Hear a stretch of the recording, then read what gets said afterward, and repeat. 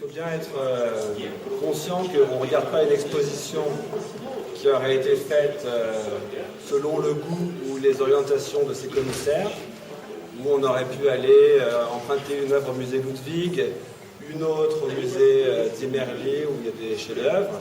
On a été contraint par ce qui était disponible, ou bien à l'achat grâce à la fondation, ou bien en don grâce à des collectionneurs. Donc on avait déjà une première contrainte qui était qu'est-ce qui peut rentrer en collection. Quand on fait une exposition temporaire, on choisit ce qu'on veut. Quand on fait une collection, on choisit ce qui est disponible. Première contrainte. Et Olga nous a proposé énormément d'œuvres à notre les soumettant à notre avis. Et puis ensuite, moi en tant que conservateur au Centre Pompidou, j'ai travaillé avec elle pour voir ce qui correspondait le mieux à la collection. Et dans un second temps, seconde contrainte, convaincre les différentes autorités qualifiées à faire entrer les œuvres en collection, c'est-à-dire le comité des conservateurs. 30 conservateurs du Centre Pompidou ont participé en donnant leur avis au choix des œuvres. Et puis ensuite, seconde étape, la commission d'acquisition du Centre Pompidou, qui comprend beaucoup de personnalités qualifiées, dont certaines ne connaissaient pas l'art contemporain soviétique et russe. Et donc ce travail a vraiment été un travail aussi de conviction de toutes ces instances.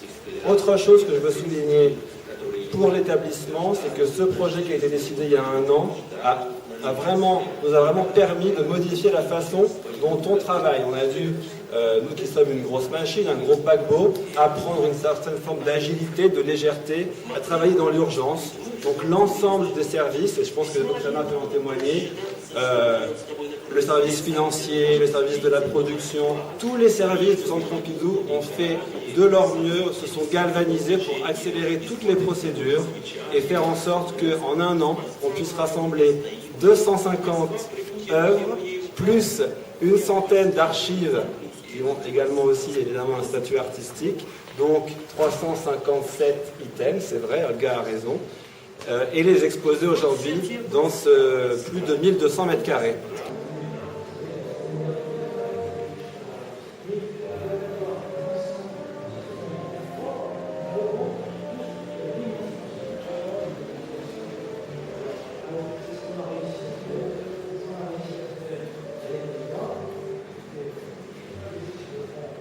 Programme qui veut dire versogramme, stir c'est le vers en russe, où on voit évidemment un certain héritage des expériences modernes. On pense au calligramme d'Apollinaire évidemment. Krylov nous propose là une variante, ou en tout cas un développement soviétique de ces expériences de la poésie visuelle, avec des textes qui témoignent pour la plupart de la situation politique actuelle à laquelle il est confronté. Un grand moment, et qui a été pensé en 4 grands mouvements. Le premier moment que nous présentons, c'est l'art dit non-conformiste, donc un art qui est clos dans les années 50 et qui se poursuit jusqu'à aujourd'hui, puisque les artistes non-conformistes ont ou auraient aujourd'hui 80 ou 90 ans, donc la génération est dans les années 20-30. Alors donc, pour 62, dans une exposition officielle inaugurée par Khrouchtchev dans la salle du Manège, une exposition qui montre la fine fleur des artistes soviétiques, aussi bien officiels que non officiels. 3 salles sont consacrées au non-conformisme. Ces 3 salles sont fermées immédiatement, puisque Khrouchtchev visite l'exposition avec le Politburo. Tous ces gens détestent tout ce qu'ils voient et font fermer immédiatement les salles non-conformistes, ce qui signe la fin des ouvertures du dégel artistique et pour tous ces artistes une destinée qui va dorénavant se dérouler en marge du système et vraiment dans le domaine privé. Il y a à Paris qui s'appelle Igor Chelkovski, qui a aujourd'hui 80 ans. Igor Chelkovski est arrivé en France en 1976, je crois. Zotnikov nous a accueillis avec un grand enthousiasme, je dois dire, et il était extrêmement ému, et par conséquent nous étions aussi extrêmement émus avec Bernard de pouvoir faire entrer ces œuvres en collection grâce à la Fondation. Zotnikov, entre 1957 et 1962, s'intéresse beaucoup aux découvertes de la science soviétique se développe tous azimuts dans des directions parfois incongrues. Zotnikov suit beaucoup de l'avancée de la science avec son groupe d'artistes, et notamment celle de la robotique, de la cybernétique et de la biopsychologie. Et il va proposer de renouer avec l'abstraction à partir des avancées de la science en proposant des espèces de circuits picturaux abstraits qui rappellent tout ce qui peut émerger à cette époque grâce à la grande, je veux dire, science soviétique. Donc ce système, ce qu'il appelle ces systèmes de signaux, sont des espèces d'analogons picturaux de ces grands diagrammes ou de ces grands dessins proposés par des scientifiques eux-mêmes. Évidemment, une référence très claire au néoplasticisme ou aux avant-gardes russes, comme vous pouvez le voir très clairement. Par la suite, donc ici on est vraiment très tôt, entre 57 et 62. Vous voyez, c'est une réinterprétation de formes héritées du passé, extrêmement individuelle, à l'aune de l'expérience mystique. Nous avons dorénavant un des seuls, voire le seul, à ma connaissance, mobile ayant survécu à l'histoire, un mobile radio des années 60-62, si mes souvenirs sont bons, conservé par l'artiste, un mobile extraordinaire, comme vous le voyez, dans lequel les différents modules sont mis en mouvement à des vitesses différentes, à la manière de la tour de Tatlin. Évidemment, l'héritage constructiviste est omniprésent dans ce genre d'œuvre. On montre aussi, dans une période cinétique, des gravures d'esquisses tout à fait fascinantes que je vous engage à regarder. Родинский от Инны Баженовой.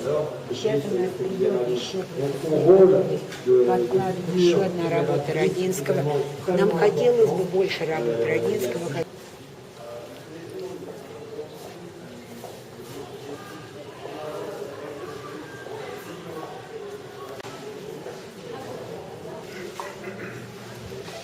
Fedor Afrochal a été un étudiant de Komar et Mélamide. Il est entre le Soft Art et le conceptualisme. Ça, c'est une œuvre qu'il a réalisée lors d'une performance. Elle est intéressante pour ses qualités esthétiques, mais aussi et peut-être surtout parce qu'elle témoigne de cette exposition Bulldozer. Elle y a été exposée. Эту работу я обожаю, потому что эта работа, она, наверное, апофеоз русской демократии. Это 95-й год. В 5-м году в России можно было все. Вот все. Такой свободы в 20 веке никогда ни в одной стране не было.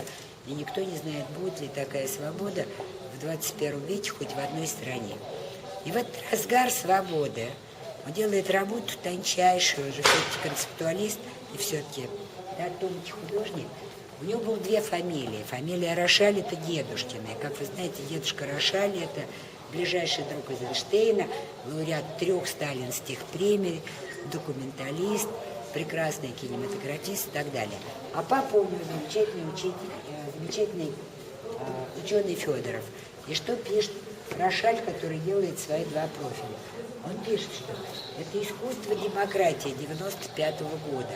Вот если в 89-м предложение Мироненко, Сережи, выдвинуться первым свободным кандидатом в президенты СССР, вспомните, СССР не имел президента, да, но и сволочи во что страну превратили актуально для 89-го, 95-го год искусство.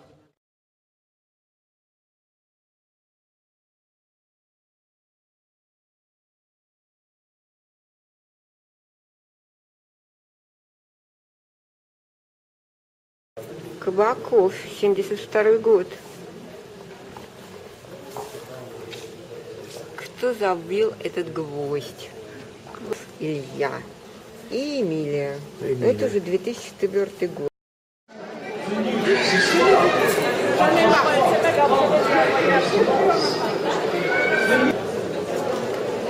De la part de tous les collectionneurs qui ont participé dans ce projet, je voudrais remercier le président du Centre Pompidou, M. Serge Rasmini, le directeur du Musée national d'art moderne, M. Gustave Westel, les commissaires de cette exposition, M. Nicolas Luchikov, Виталий Конов, Юра Альберт, Юра Вакумов. Мы должны быть. Танечка, АЕС плюс F, 2 буквы, Таня Арзамасова и Лев Евсович, идите сюда. Пашка Салапов, Валерий Кошляков. Иди сюда, Лев. Je veux dire juste deux mots. Aujourd'hui, c'est la fête des artistes russes. Je vais les présenter. Игорь Шелковский, иди сюда. Je commence par l'âge. Merci. Володя Антилевский. On a le salle. Et merci au Centre Pompidou qui déjà à 77 et l'achat était à 73. Il faut comprendre comment c'était difficile. Et ce directeur fameux Dominique Bizot qui a acheté les premières œuvres de Yankelevski au Centre Pompidou. Yankelevski donc rencontre Khrouchtchev en 62, il subit ses foudres. Il développe une œuvre, comme vous voyez, extrêmement singulière. On peut comprendre que peut-être avoir une seule œuvre, on ne comprend pas toute la richesse de ce travail. Une œuvre qui est très influencée par l'héritage surréaliste, notamment Paul Klee, mais qui ostensiblement souhaite renouer avec une espèce d'inventaire de formes qui nous ramène jusqu'au néolithique, en passant par la civilisation aztèque, comme vous le voyez ici. Yankelevski, c'est un artiste qui s'intéresse à une certaine forme de métaphysique. Il interroge la place de l'homme au sein de l'univers à travers ce genre de diagramme, interrogeant plus précisément très souvent l'antagonie entre l'homme et la femme. Beaucoup de ces triptyques, comme celui qu'on voit ici qui est récent, mettent en scène les deux sexes. Le sexe féminin, le genre féminin plutôt étant souvent représenté de face, comme vous le voyez ici sur ma gauche avec ce magnifique portrait de sa femme Rina. Портрет жены художника полвека спустя, опять все те же рыжие тона, вся та же невероятная гамма, вся та же энергетика. Понятно, почему он сделал эту картину.